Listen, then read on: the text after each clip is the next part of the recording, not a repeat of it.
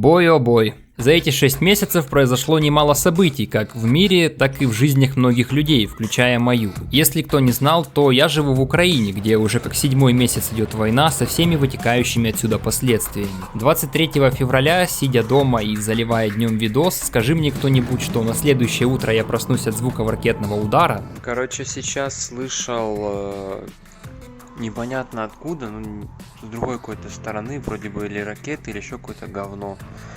Пи***ц. Я бы этому вряд ли поверил, но тем не менее теперь это реальность. К счастью, пока моим друзьям и родным вместе со мной удалось отделаться лишь стрессом и выбитыми окнами. Надеюсь, что у всех смотрящих в жизни сейчас все хорошо, все целы, здоровы и данные события обошли вас стороной. Не буду в ролике про Underrail затрагивать тему войны, да и вы сюда пришли не за этим. Также я в принципе не ожидал, что люди будут отправлять рандомному челу из интернета деньги. Огромное спасибо Андрею, GTB, Kevlar Helmet'у, Хумину и Симбу за поддержку. Одного спасибо тут явно будет мало, поэтому постараюсь компенсировать все контентом. Благо место, где я сейчас нахожусь, не обстреливают каждый день. Еще несколько человек меня попросили, поэтому я создал свой телеграм-канал, куда буду время от времени выкладывать новости, связанные с видео, играми и прочие познавательные вещи. Также сообщения для смотрящих из России. Изначально я думал сказать устанавливайте VPN, но глядя на то, как у вас их сейчас блокируют, лучше будет, если вы узнаете, что такое I2P, Tor браузер, а более продвинутые, как устанавливать VPN на свой роутер. Ибо один только Роскомнадзор знает, что будет с вашими любимыми сайтами и ютубом в будущем. Можно гадать, заблокируют ли к ним доступ или нет, но в случае чего всегда лучше иметь запасной вариант. Вроде бы все сказал, можем начинать.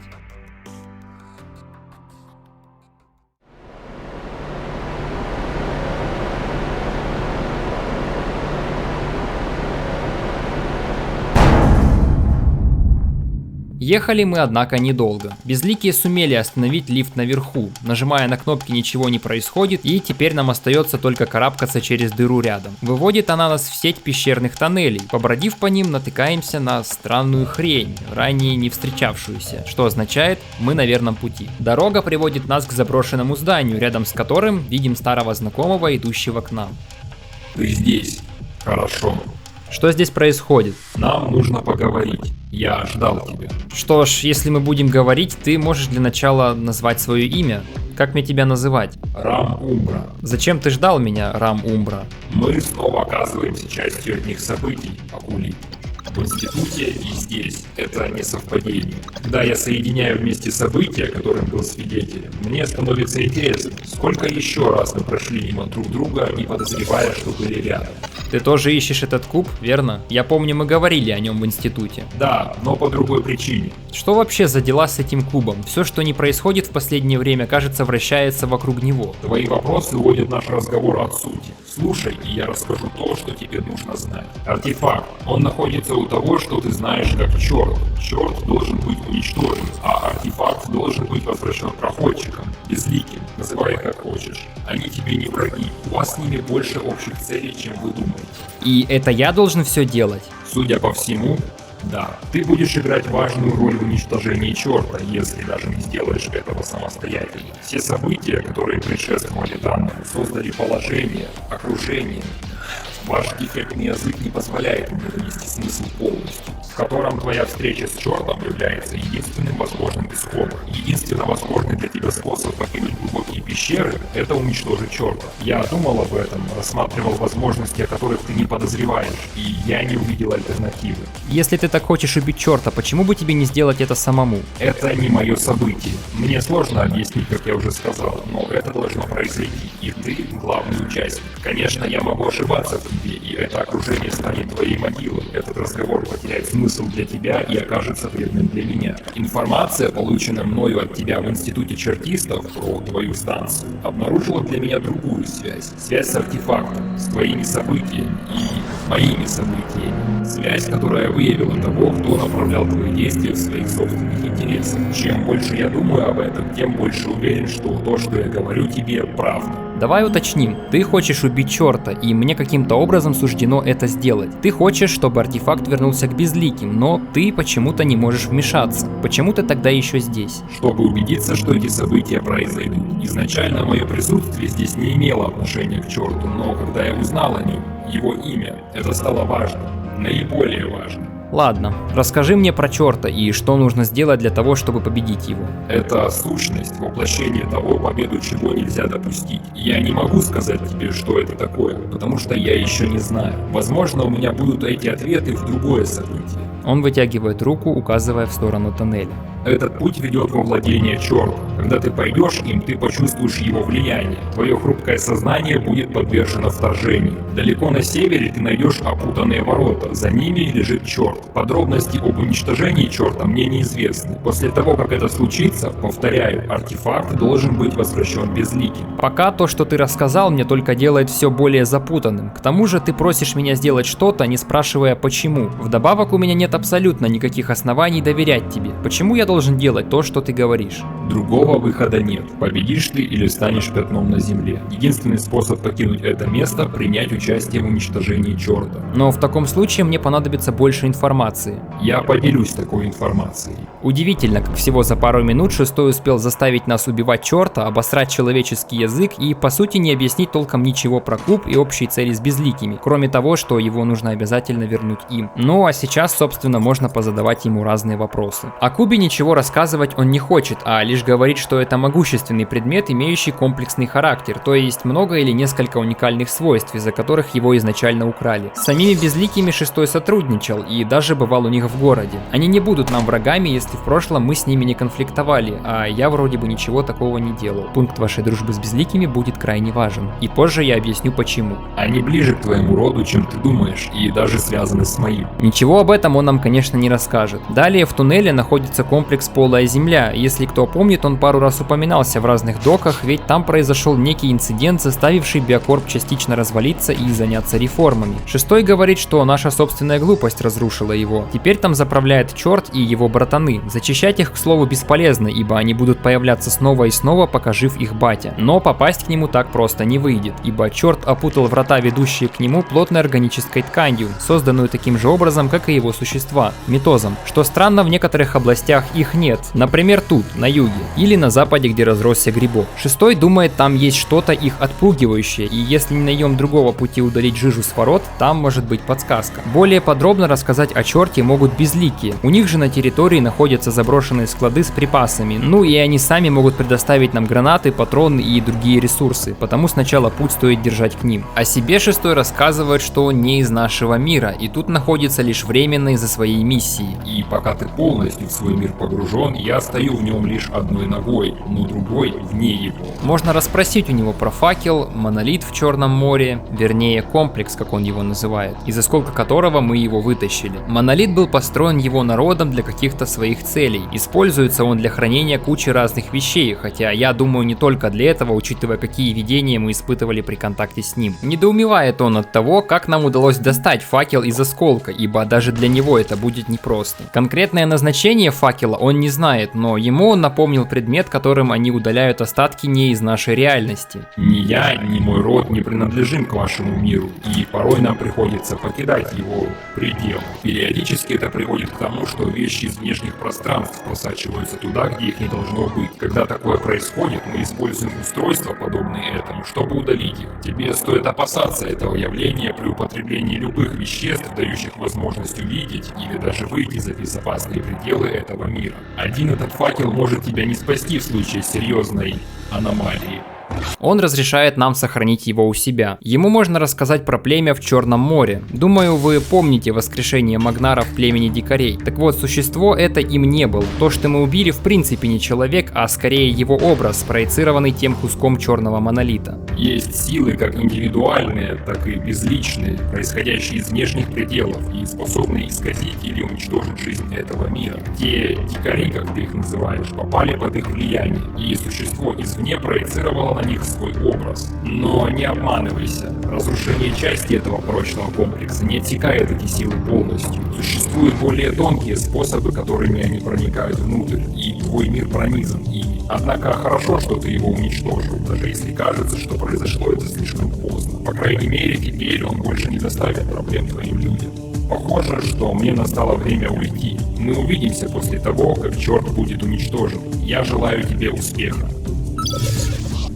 Прямо сейчас вы и я попали в запрограммированный ад, и до конца видео дожить смогут немногие. Это тот самый момент, когда большинство игроков Андреила начинают пить, а выжившие испытывают серьезную ментальную боль, когда слышат словосочетание «глубокие пещеры» и хотят стереть эти воспоминания из своей памяти. Позвольте рассказать, в чем тут дело. Все очень просто. Геймплейно катакомбы — это словарное определение душной хуйни, в которой, если вы не знаете где и что конкретно вам нужно найти и сделать, то я советую оставить игру как наследство вашим правнукам, если, конечно, они у вас будут и смогут собрать хороший билд. Потому что без гайда или опыта предыдущего прохождения, чтобы самому понять, чего же от тебя хочет квест-дизайнер, потребуются годы, что также будет вам ответом на вопрос, почему из купивших игру финальный этап прошел всего 1%. Конечно, здесь есть спрятанные в тексте подсказки, но объяснений они вам не дадут. Это просто кусок говна. Билды здесь особенно важная тема, ведь если ваш не особо хорош, но вы чудом смогли добраться до сего момента, поздравляю, начинайте игру сначала, ибо ваш персонаж может оказаться слишком слаб для местного климата. Накидалово такое похоже. Потому что, когда ты 160 часов отдаешь игре, и под конец тебе говорят, а вот вы 100 с лишним часов назад, совершенно об этом не подозревая, сделали одно неверное нажатие кнопкой, и поэтому последующие 120 часов были бессмысленны прохождения. Впрочем, если боль приносит вам удовольствие, глубокие пещеры станут вашей любимой локацией. Так что я советую сильно подготовиться как морально, так и материально, если решите пройти игру лично. Да.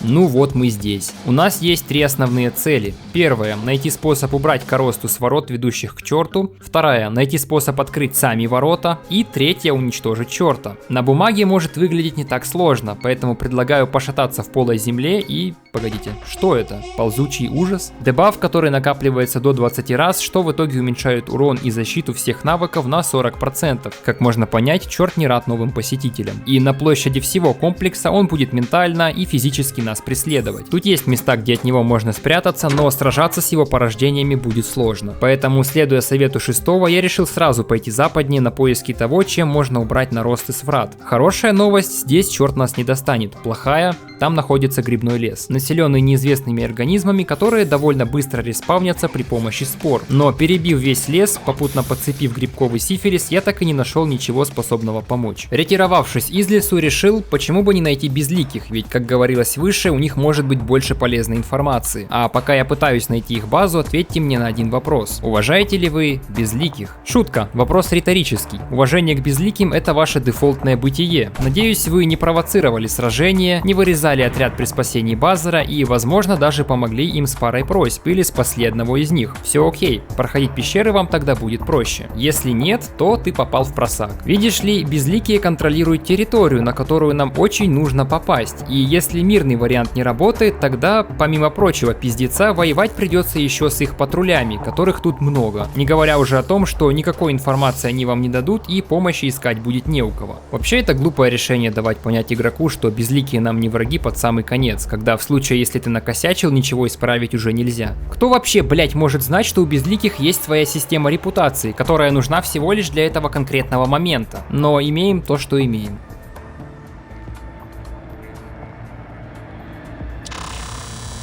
Не двигайся. Ты можешь пройти. Иди на восток, затем по дороге до складов. После складов поверни на восток на перекрестке и иди прямо, пока не достигнешь аванпоста. Там тебя направят к нашему командиру. Он хочет поговорить с тобой. На нашей территории тебе запрещается вмешиваться в наши дела. Ты можешь носить оружие, но знай, что любое проявление враждебности будет подавлено. Теперь иди. Далее идем к основной базе по указанному пути, дабы побеседовать с командиром. Добираемся туда без происшествий и проходим в комнату, где нас уже ждут. Стой спокойно, пока мы извлекаем информацию из твоего сознания. Тебе нечего бояться. Мне уже знакома эта процедура. Давайте побыстрее закончим с этим. Хорошо. Теперь нам щупают мозги, как в логове Базара, что должно определить их отношение к нам. Убивали ли мы их сородичей или помогали им. Все это они увидят через нашу собственную память. Ты сотрудничал с нами в полной мере, насколько это было возможно. Твое сотрудничество с чертистами не имеет значения, так как оно было необходимо для выслеживания объекта, известного тебе как Куб. Мы находим полезным, что ты уже знаешь о нем. Мы считаем тебя заслуживающим доверия, и мы заинтересованы в продолжении сотрудничества. Мы также знаем, что ты ищешь Лору Бейкер и ее мужа Терри. Она была тяжело ранена, но ее нашел один из наших проходчиков. В противном случае она бы погибла. Она находится в медицинском кабинете, и ты можешь поговорить с ней, если хочешь. Оказывается, безликие тоже по сути помогли нам с одним делом. И мы с ней поговорим после того, как закончим с командиром. У него можно спросить разные вопросы, включая, знают ли они что-нибудь про желудь. Он отвечает нет, лишь то, что удалось извлечь из нашей памяти. А на просьбу забрать у нас желудь он говорит: Твои знания о нем ограничены. Тебя могли дезинформировать, ввести в заблуждение. Воспоминания могли быть отпечатаны в твоей памяти. Желудь может содержать что угодно. Здесь у нас нет средств, чтобы оценить, полезно ли это для нас или опасно. Это большой риск и прежде всего отвлечение от нашей основной цели. Мы не можем взять желудь. Шестой не из их народа, но они считают его равным себе, поскольку сотрудничали с ним раньше несколько раз. Пришел он сюда откуда-то издалека, а технологии безликих в сравнении с его выглядят примитивными. При этом у шестого есть на удивление хорошее понимание нашего мира. По сути, он знает о нем больше, чем кто-либо другой, только не может выразить эти смыслы нашим языком. Поэтому он и не объяснил нам какую-то часть информации. В пещерах помимо чертистов есть другие люди, один по крайней мере. На западе уже давно обитает безумный старик, которого встретил патруль, когда тот шарился по складам, и прочитал его сознание. Ничего полезного они, впрочем, не выяснили. Что ты можешь сообщить мне о черте? У нас мало конкретных данных о черте, поскольку мы никогда не вступали в контакт с ним или с биомассой, отделенной от него. То, что мы знаем, привело нас к выводу. Черт был создан путем слияния нескольких ученых биокорп в единое существо при помощи мощных мутагенов. Как он выглядит? Мы ничего не знаем о его внешности, но мы полагаем, что существо с такими мощными и далеко достигающими ментальными способностями должно быть огромного размера, чтобы поддерживать достаточно большой мозг. Но поскольку эти мутации очень непредсказуемы, возможно, что мозг черта находится вне его тела. Дальнейшее обсуждение его настоящей формы приведет только к бесполезным догадкам. Расскажи о кубе. Что это такое и почему он так важен? Почему куб важен для тебя? Мне просто любопытно. Это источник энергии. Ты не способен понять, как он функционирует и как используется. И даже если бы это было не так, эта информация не может быть передана тебе. Скажу только, что куб был украден у нас. Если его используют не по назначению, последствия могут оказаться катастрофическими. Катастрофическими? Только для безликих или для всех? Смотря как взглянуть. Ты намекаешь, что его можно использовать как оружие? Возможно. Ты не слишком много мне рассказываешь. Я говорю тебе то, что тебе нужно знать. Куб должен быть возвращен нам. Мы знаем, где находится куб, но в настоящее время не располагаем средствами, чтобы вернуть его. Куб находится у черта? Верно. Куб принесли ему чертисты. Но вы не можете пройти через его пси-воздействие. Верно. Оно представляется особенно эффективным против нашего рода, чем против живых существ с иными типами нервной деятельности. Что это означает? Это означает, что влияние черта не распространяется в равной степени на все затронутые им формы жизни. Чем сложнее нейронная активность жертвы, тем больше возникает помех, в результате чего растет разрушительное воздействие на пораженный организм. Отчего я считаю, что безликие общаются между собой при помощи телепатии, ведь мы ни разу не видели, как они переговариваются друг между другом. Так, а как вы потеряли куб? Он был украден агентом неизвестной организации и по нашей вине. Мы не сумели разглядеть его обман. Итак, вы выследили агента до Кор-Сити. Да, после этого его след исчезает. Но твое сознание предложило нам другой вариант – Окулус. Мы не знали, что такая организация существует, не говоря уже о том, чтобы связать с ней исчезновение устройства. Лора Бейкер встретилась с агентом в Кор-Сити. Мы не располагаем иной информацией о нем. Эти детали имеют лишь второстепенное значение. Первичным является возвращение устройства. Еще я спросил о выходах. Единственный наш способ убраться – это лифт на юге. Он рабочий, вот только у него нет питания. Помочь восстановить его может электростанция на севере или база чертистов на западе. Для тех, кто еще на что-то надеется, спойлер. Реальный вариант сбежать из пещер без убийства черта – это выйти из игры. Закончив разговор, можем пойти проведать Лору в госпитале. Состояние ее после всех ожогов довольно тяжелое, поскольку кислота попала на лицо и в брюшную полость, частично растворив некоторые органы, голосовые связки, из-за чего без помощи коммуникатора говорить она не может, а также один ее глаз утратил зрение. К счастью, она уже пришла в сознание. Лора рассказывает, что они с Терри торговцы, поэтому поездка в Кор-Сити за вещами для нужд станции не была для них чем-то необычным.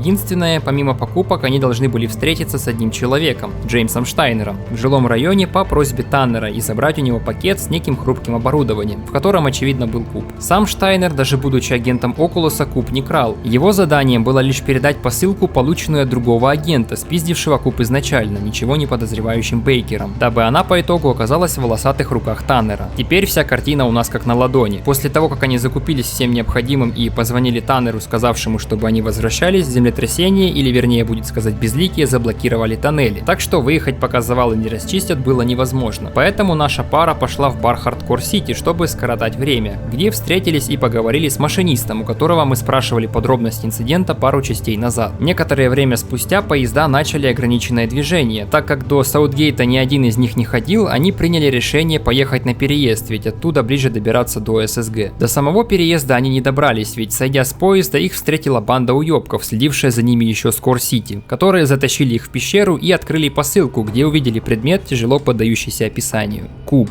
Затем Бейкеров залили кислотой и оставили умирать. Однако безликие подоспели вовремя на сигнал от куба и успели ее спасти. Я думаю, мы слышали достаточно, сейчас стоит дать ей отдохнуть. Что крайне погано, ничего о том, как хотя бы попасть в хату черта, командир безликих не сказал. Выбирая между тыняться пещерами, пока что-нибудь произойдет, и пойти к безумному челу, я выбрал второе. Западнее в небольшой пещере оказался дом, только внутри него никого нет.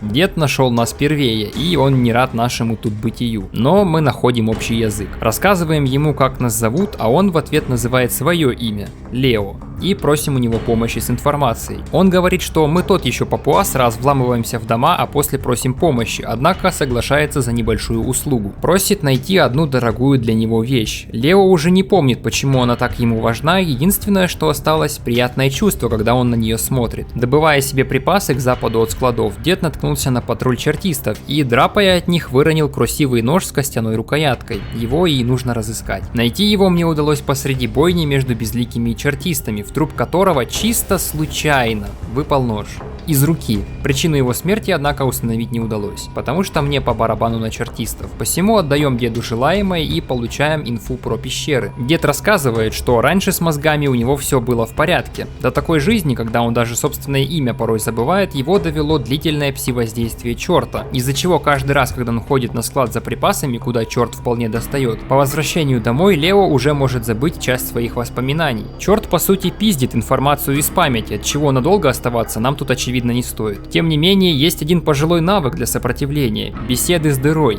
или дыра рассудка, что буквально нехилых размеров кратер с громкой акустикой. Побеседовав с самим собой примерно час, фокусируясь на каждой букве, оно, на удивление, срабатывает, делая наш разум более сконцентрированным, позволяя замедлить пролезание черта к нам в голову. Более того, Лео видел рядом со входом на склады машину с названием «Органический что-то там». Руководствуясь тем, что слизь вообще-то тоже органическая, это может быть ключом к очистке врат от наростов. Он рассказал побольше про комплекс. Тут имеется жилой блок, и Лео помнит, как читал там разные записи и данные. Это нам надо. Одна проблема, здесь нигде нет питания, поэтому нам в любом случае придется идти на электростанцию, пояснять электричеству, куда оно должно течь. Собственно, чем мы сейчас займемся.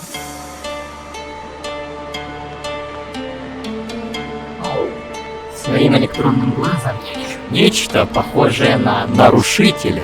Думаешь, что сможешь прокрасться мимо меня и убить отца, уничтожить арку?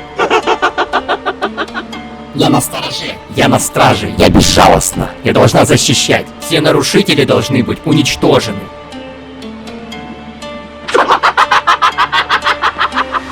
Безликие говорили, что станция рабочая. Единственное, они забыли сказать буквально. А также то, что здесь есть своя сборочная линия. Что же она собирает? Роботов. Поскольку арка находится под контролем поехавшего искусственного интеллекта по имени Айрис, цель которого защищать станцию любой ценой от каждого биологического существа, потому что ей так сказал ее отец. Предположительно, Аваст. В любом случае, она может видеть и слышать нас почти где угодно, включая вентиляцию. А мы не можем разбить даже ебучую камеру, потому что она бронирована. Нам остается только на время отключать камеры через консоли, и то в случае, если вы качали хакерство. Если нет, ходите за 1 миллисекунду через боевой режим. режим. Возможно, поможет. К сожалению, прямой путь до комнаты управления нам недоступен. Мы будем пробираться не самым безопасным способом через технические помещения. Только сначала шаримся по станции, находя разные карточки с ключами. И, кстати, будьте осторожнее с тем, куда вы наступаете. Собрав все необходимое, я смог попасть на сборочную линию, откуда можно спуститься в техи прямо к краулерам с пауками. Пробравшись боем на противоположную сторону, мы вылезаем в основной зал. Открыв шорткаты, берем карту управляющего и возвращаемся назад. Открываем его каморку, где берем карту от доступа комнаты управления, топаем обратно и перенаправляем электричество с линии сборки на полую землю. В момент, когда я записывал футажи, энергия была ограничена. Подать ее ко всем объектам сразу было нельзя. Приходилось каждый раз возвращаться, чтобы переключить подачу туда, куда нужно. Теперь, к счастью, можно взломать консоль, запитав все сразу. Это я просто держу вас в курсе. Немного побродив и понаблюдав, я решил пойти разобраться с Айрис, поскольку у нее теперь нет контроля над системой безопасности комплекса. Двери в ее хату можно открыть, подключав запасные генераторы. Попутно она будет допытываться у нас, почему же мы хотим уничтожить ее отца, не понимая, что он уже скорее всего мертв. Затем следует открытие врат к ее терминалу и разговор, в котором мы говорим, что пришли сюда не за тем, чтобы убивать ее отца, а хотим помочь ей, ведь ее способы защиты не смогли нас остановить. В ответ на это она поступает, как и любой другой искусственный интеллект в этой ситуации.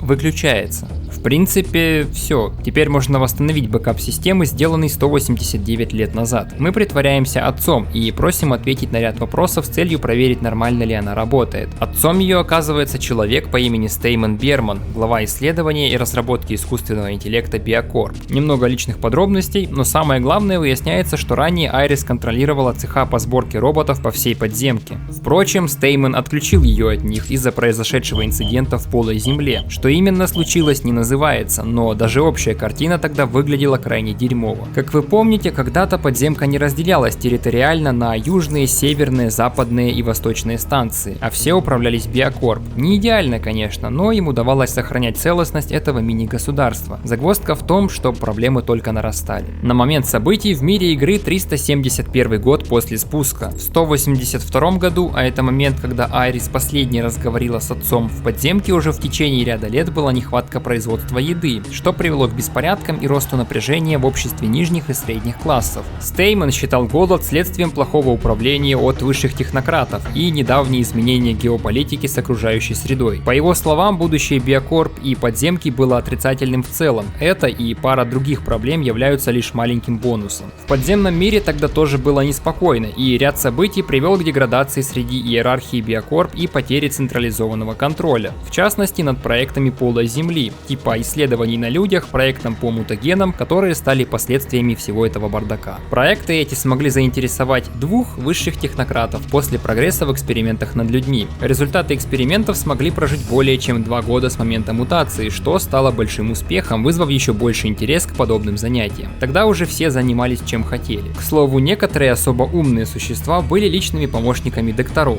Резюмируя, проще говоря, все летело в ебеня. Тем не менее, в руинах полой земли подали свет. Теперь можно взглянуть на то устройство, про которое говорил дед. Здесь их оказывается несколько. Одно называется органический процессор. Сейчас он бесполезен, ибо неясно, что в него класть. Другое — сканер мутагенов, но нам он не нужен. Так как понятнее не стало, было принято решение отправиться в жилой комплекс и почитать записи ученых по этому делу. Помимо мусора и развалин сохранились логи с переписками, откуда можно выудить тонну информации, начиная рофловой, заканчивая интересной. Причем игра сюжетно никак вам о ней не скажет, а даже если бы и говорила про этот конкретный момент, мы не знаем остальной контекст. Большую часть инфы, о которой я говорил на протяжении всех видео, вам никто не дает, что вообще относится ко всему ее повествованию в целом. То есть, окружающий мир явно дает тебе понять, что ты тут не главный, а основные события чаще всего происходят вообще без твоего участия. И если тебе это интересно, то собирай всю картину сам. Через сайт-квесты, свой билд и разные варианты ответов в диалогах, через раздел «Ответы на вопросы» в Стиме, можете Стигу на почту написать. В общем, как уже понятно, вариантов масса. Ну, а я, собрав этот пазл воедино, хотел бы наконец пояснить, что же тут произошло. Во всей этой истории с полой землей так или иначе замешан мутаген. Вязкая жижа, разработанная Фроссардом, ученым из Биокорп, как средство генетической манипуляции нового поколения.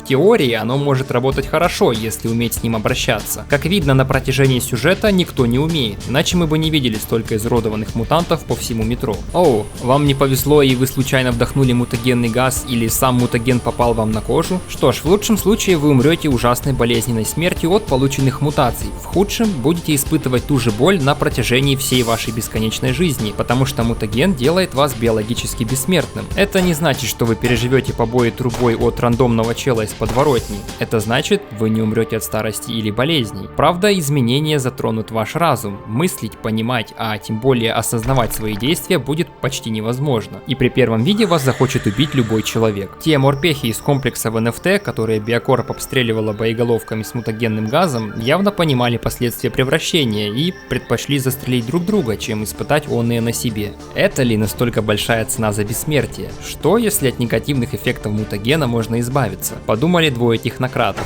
Антон Матвеев и Кирилл Гаврилюк, те самые, которые поддерживали недавние успехи ученых в экспериментах с мутагенами и людьми. Они прекрасно понимали, Биокорп в любом случае ждет крах, будь то от революции, восстания или неразумности исследователей. Когда это произойдет, лишь вопрос времени, раньше или позже, но он неизбежен.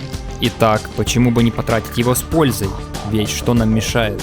Власть и ресурсы все еще в наших руках. Было принято решение продолжить эксперименты с мутацией, результатом которых стал инцидент в полой земле. Почему вы думаете, что черт был создан из мутировавших ученых Биокорп? Это могут быть те же ученые, которые создали нас. Что ты имеешь в виду? Я расскажу.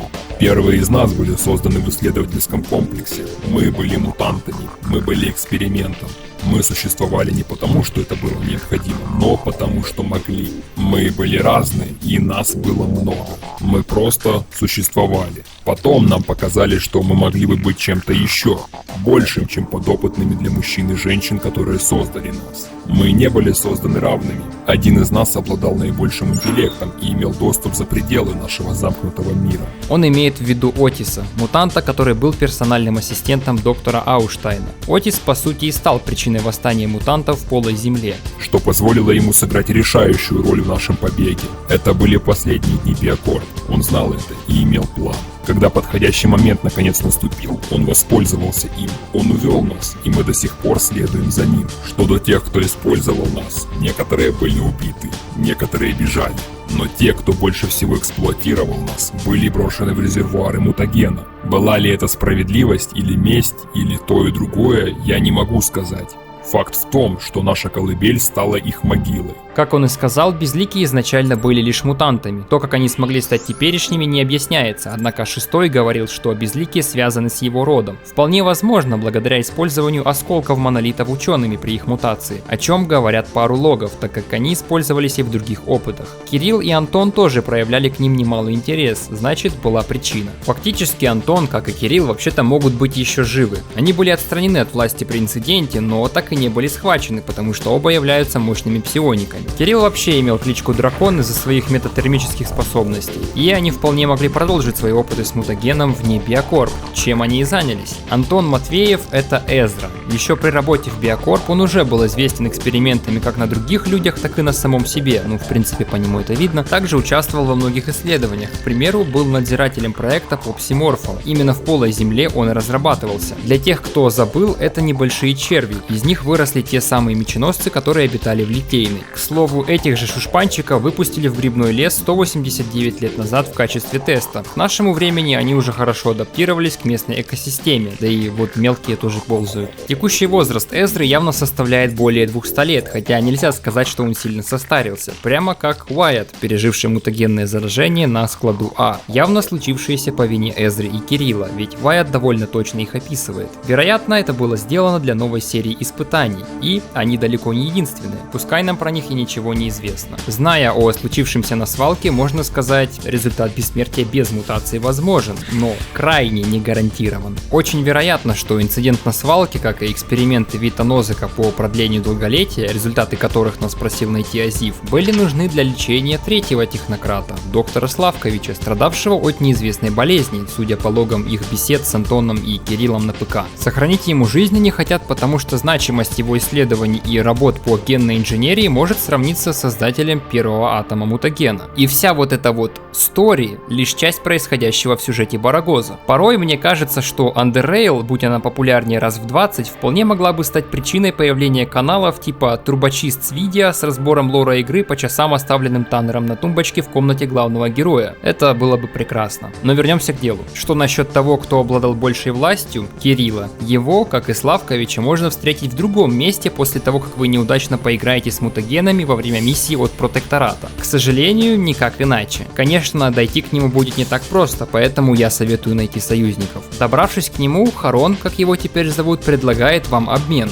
Услугу за услугу. Ему нужна помощь в уборке дома от неудачных экспериментов, восставших против него, которые он все еще проводит, а также починка проводки. За что он отвезет нас к старым друзьям в Черном море, где нам будет хорошо, перед этим забрав все наши реликвии. Внутри же у нас будет две опции: все-таки помочь ему и поехать чилить, покушав перед этим сырого мяса, или предать его в пользу наших братьев и по итогу навсегда остаться в доме со Славковичем. Вообще в Биокорп работало довольно много интересных людей. Думаю, многие запомнили нашего хоуми чувака. Что ж, оказывается, его на самом деле звали Джон Дайсон. В прошлом он был высокопоставленным ученым, главой пси-исследований и разработки, приняв участие во многих проектах. Как раз благодаря ему были обнаружены наши любимые монолиты, которым чувак старался найти применение, и вскоре мы даже сможем увидеть результаты его работ. От взаимодействия с ними и происходит большая часть его странных познаний. Чувак наверняка подключался к ним псионически, а значит видел хранящиеся в них события. Это вполне может быть причиной, почему его накрывают видения. Он даже может рассказать нам кое-что о том, кто такие Безликие, Шестой и в чем опасность Теневой Пыли задолго до встречи с ними, только в своей манере. После восстания Безликих он вполне мог прожить какое-то время здесь, ибо выглядит все так, словно черт влез и к нему в голову, забрав воспоминания. Или же причиной тому, как он сам говорит, монолиты.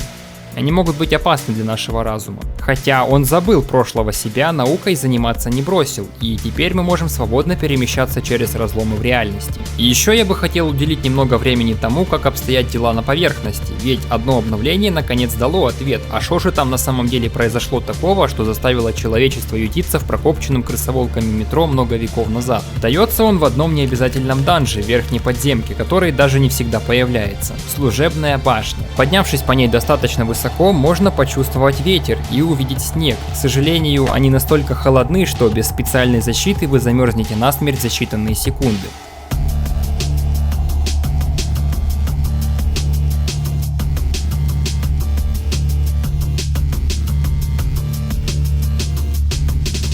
В принципе, можно сказать, что поверхность заперта в ледниковом апокалипсисе, и никаких огненных чуваков здесь пока не предвидится. По каким причинам это произошло, кто знает. Возможно, натуральное изменение климата планеты, или же какие-то пришельцы стреляли рядом настолько мощным оружием, что Земля могла сместиться со своей орбиты, отдалившись от Солнца, и стать непригодным для жизни куском льда в качестве сопутствующего ущерба. Но это все лишь догадки. Я надеюсь, вы смогли все переварить, но что дальше-то делать? Ответа на этот вопрос тут, впрочем, не было. Все, вот она концовка. Мы умерли от голода в глубоких пещерах, Куб так и не вернулся безликим, черт победил. По крайней мере, это случилось в одной из временных линий, но не в нашей. В нашей я догадался открыть Википедию. Разгадка кроется в том, чтобы пойти в лес, занюхаться спорами 30 раз, после чего, словив трип, мы магически попадаем в сон собаки, где, немного повоевав, доходим к пульсирующим корням и, дав им по ебалу, охотимся на пиксели, в итоге получая микокардию. Мне уже все равно, насколько это тупая хуйня, я лишь хочу, чтобы в данном моменте хоть как-то намекалось на то, что нужно делать, ибо ни одного слова, как ее получить, ни среди записей, ни от других NPC нет. К слову, недавно этот момент переделали, но он все еще такой же ущербный. Возвращаемся к процессору, помещаем в специальный контейнер сердца, и теперь его можно переработать в биоцид, удобно запакованный в гранаты. По сути, имеем газовые гранаты, разлагающие мутагенную массу, которые сейчас идем применять.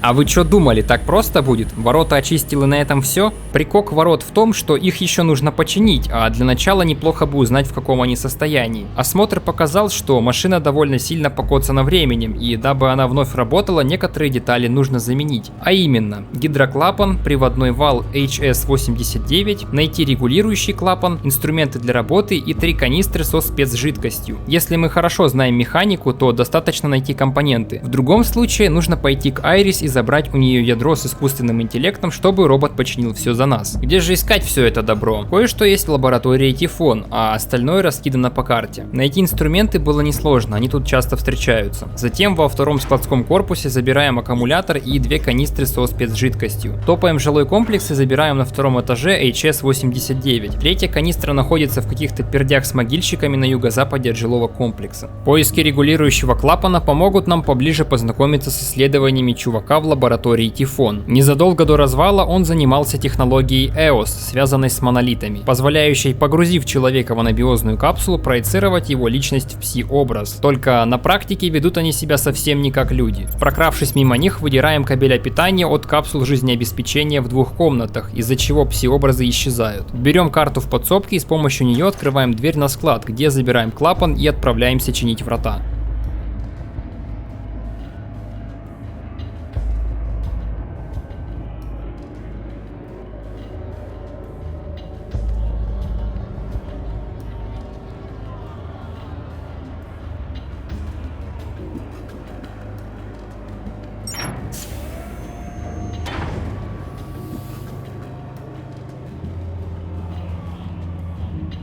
Внутри находятся лишь мутагенные баки, из которых выходят трубы, направляясь куда-то вниз. В принципе, тут ничего нет, кроме терминала, где описываются 2 особо токсичных реагента для всех существ искусственной мутации, коим является черт, и люка со спуском вниз.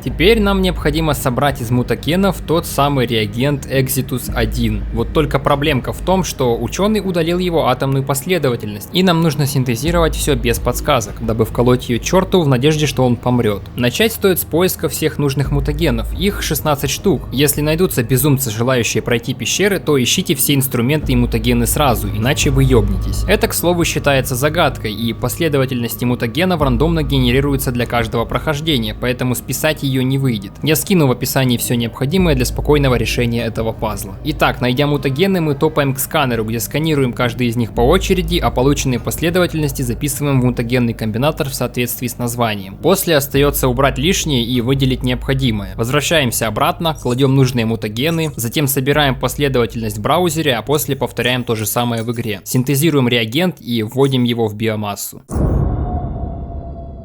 И наконец спускаемся по лестнице вниз.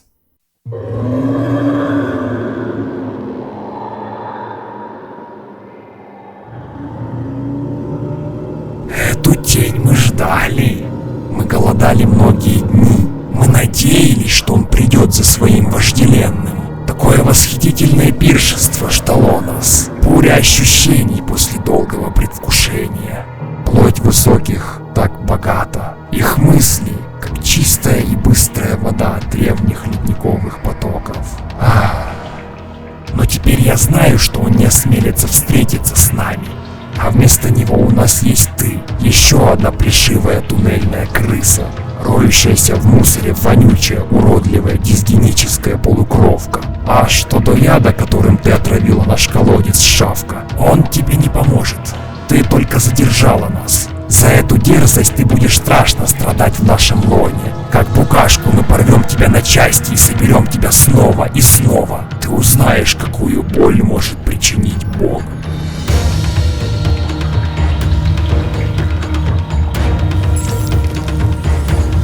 Как можем видеть, он жив.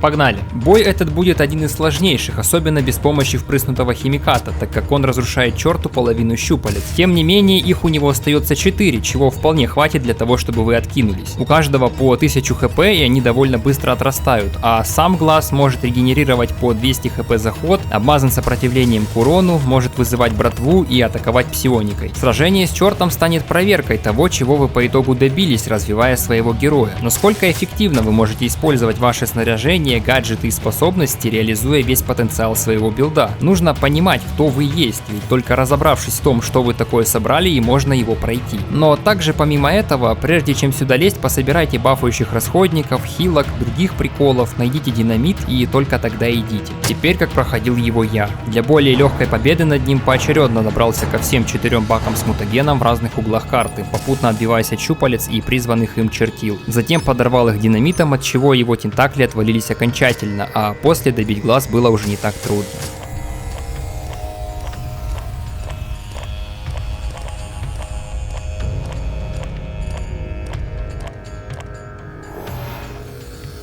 Победа. Только как нам отсюда выбраться? К счастью, помимо куба у черта есть консоль на неизвестном языке. На нашем языке есть лишь 2 команды: питание лифта и электричество на лестнице. Вот она, штука, из-за которой все затевалось. На нем изображены символы, похожие на M и W, прямо как на монолите в Черном море. Вынули его оттуда или нет, так или иначе какая-то связь между ним и боголюдьми есть. Монолиты, а вернее хранящиеся в них события, пересказывают нам отрывки их прошлого. Если сопоставить всю инфу оттуда, то можно получить примерную историю, как они докатились до такой жизни, что теперь находятся тут. Она не точная и оставляет много вопросов, потому что видения описаны очень расплывчато, поэтому сразу опускаем где, когда, зачем и так далее. Короче, становлением их власти в неназванной галактике, возможно нашей, стала победа над левиафанами, гигантскими существами, давно враждующими с ними. Их ненависть была обоюдна, однако технологии боголюдей оказались смертоноснее. Левиафаны не могли победить тех, кто может убивать взглядом. Война была столь разрушительна, что после им пришлось собирать галактику воедино, ибо их оружие искривляет пространство-время, попутно разрушая все окружение. После победы они решили основать свое основное жилище на спутнике, вращающемся вокруг газового гиганта. Для их бытия всего было в достатке, но слишком мало, дабы предотвратить свою судьбу. Их постигла некая болезнь или иной катаклизм, который питается желаниями и страхами носителя. По итогу вымирает большая часть их рода, но с целью как-то исправить ситуацию были избраны предположительно 4 и посланы в путешествие. На момент же игры в живых осталось 3, ибо одного мог съесть черт, ведь откуда-то он знает, каковы они на вкус. Тут сюжет становится размытым, поэтому дальше можно только строить теории. У нас есть другие дела, хотя бы вернуть куб.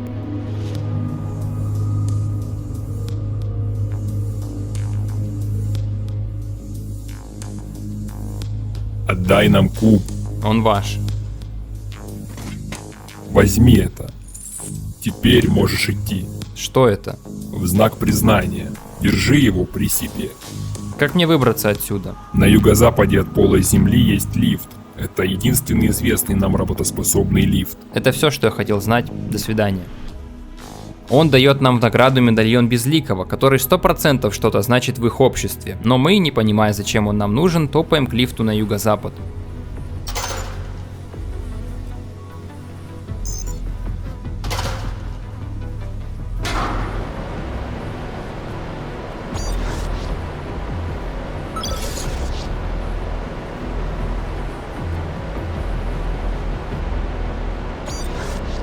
Черта больше нет, и куб был возвращен безликим. А я все гадал, когда же ты появишься снова? Другие события ожидают моего, точнее, нашего участия. Поэтому я здесь. Я ищу того, кто притворяется одним из твоих. Кого? Адриан Таннер, как он сам себя называет. Таннер должен быть убит, и мало кто кроме меня способен это выполнить. Я могущественное существо, и он тоже. Я и он одной расы, но он скрывает это лучше. Его мотивы должны быть очевидны. Полагаю, ты гонишься за ним уже долгое время. Что-то он такое сделал, чтобы заслужить подобное внимание. Он предал свою расу? Его преступление является тяжким, я скажу это, но не более этого. Значит, ты хочешь, чтобы я его нашел? Нет. Таннера больше нет на станции Саутгейт. Он знает, что я преследую его, и если я не ошибаюсь, отправится в северную подземку. Наши события связаны. Твое, Таннера, мое. Я не знаю почему, но я знаю, что это так. Твоя роль в уничтожении черта была ключевой. Возможно, тоже будет и с Таннером, или в других событиях. Было бы глупо не рассмотреть этот вариант. После нашего разговора я отправляюсь по его следу в северную подземку. Я советую тебе поступить так же. Все разрушения, ставшие результатом событий, свидетелями которых были мы, это так или иначе результат его действий. Такие действия для него норма, и я не предвижу отклонений. Если хочешь предотвратить похожие события, ты должен отправиться в северную подземку. Ты найдешь меня в месте под названием Шестигранник под именем Шестой. Не знаю, мне надо об этом подумать. Твой род нередко проявляет глупость, ставя банальные нужды прежде более важных исходов из соображений личной выгоды. Не совершай этой ошибки. Безликие сняли блокаду, и железная дорога должна быть открыта. Я уверен, что мы вновь станем частью одних событий. Спрашивай, пока можешь. Что ты и откуда ты? Я издалека. Это лучший ответ, который я могу дать. Единственный, который ты поймешь. Касательно того, что я, того, что ты видишь, достаточно. Ты один из боголюдей? Я не уверен, что означает этот термин. Если ты услышал его от Азифа, то знай, что его знание ограничено даже более, чем он сам считает. Черт назвал тебя высоким. Что это означает? Это архаичный термин, отстраненная мысль. Он не описывает меня, но он многое говорит о данном конкретном воплощении. Издалека это откуда? Ты не поймешь, и тебе не нужна эта информация. Ты говоришь, Таннер притворяется одним из нас. Сам же ты не слишком заботишься о маскировке. Нет, Почему? мне не было смысла поступить так. Обман не является моей целью. Расскажи мне о Таннере. Его сила сравнима с моей, но из-за своего скрытного положения он не хочет ее показывать. Он прятался от меня в течение многих событий под разными псевдонимами. Будучи раскрытым, он каждый раз исчезал. Ты пытался найти его при помощи артефакта, не так ли? Не я забрал его у безликих.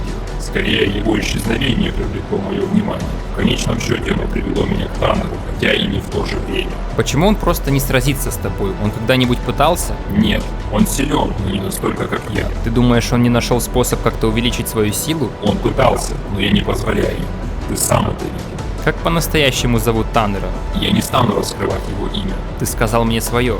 Да, в имени есть сила. Я открыл свое, потому что это было необходимо. С Таннером не так. Может быть, в другом событии. Ты говоришь, что твоя миссия убить Таннера, но ты позволил ему уйти, чтобы убедиться в смерти черта. Почему? На тот момент это было наиболее важно. Но ты не знал почему. Зачем прилагать столько усилий, когда ты не уверен? Я был уверен, что его необходимо уничтожить. Я не был уверен, почему. Есть разница. Я не смог бы объяснить этого, даже если бы хотел. Ваш язык не полон. У меня больше нет вопросов. Хорошо, тогда наш разговор завершен.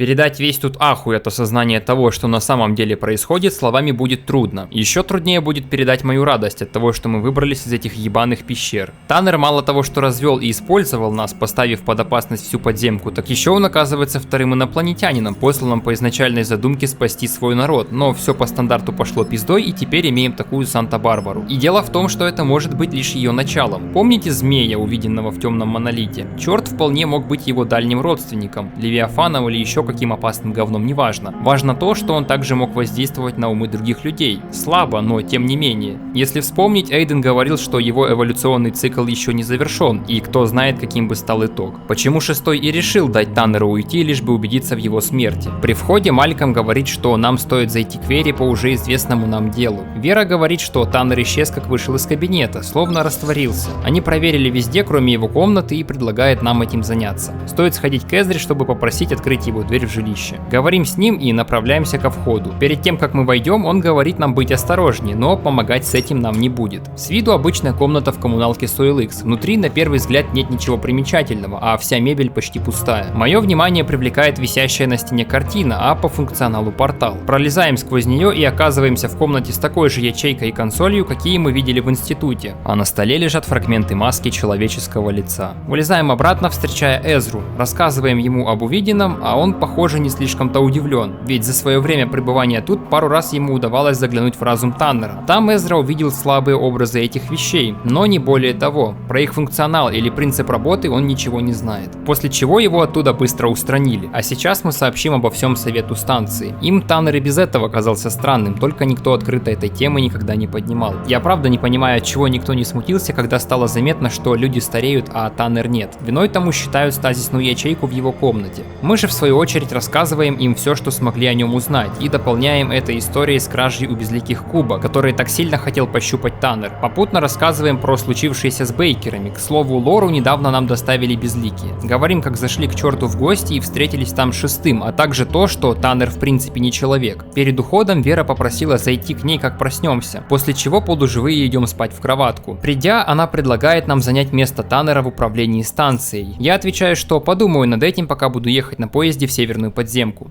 Конец.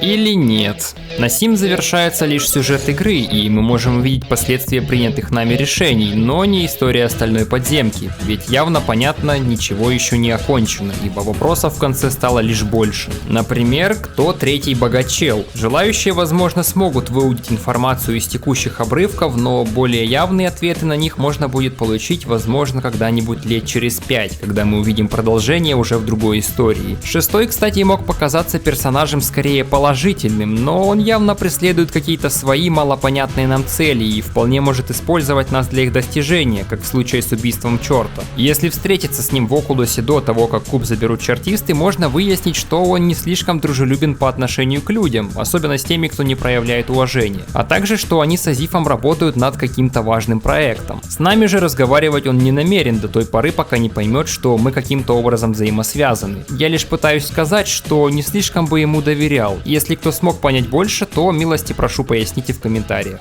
Infusion. В последнее время Стиг воскрес и стал активнее постить новости про его разработку с деталями касательно кастомизации, новой системы квестов и иных подробностей, так что советую чекать время от времени, если вам оно интересно. Теперь что насчет меня? Underrail закончился, и в ближайшем времени рассказывать про сюжет какой-либо другой игры желания, честно говоря, нету. В будущем я, возможно, вернусь к этому формату, но сейчас от него нужен отдых. Так что я переключусь на обзоры и ролики другого формата длительностью менее часа. Да, это видео удалось непросто во всех смыслах. Толстой писал свои книги меньше, чем я этот текст. Я бы хотел сказать спасибо всем, кто ждал и таки дождался завершения с моими-то столетними перерывами между видео. Думаю, мы с вами еще увидимся, на этот раз явно раньше, чем через 8 месяцев. И вступайте в Telegram, дабы не потеряться, туда я буду постить что-то чаще, чем здесь в сообществе. Ну и на этой ноте пора прощаться.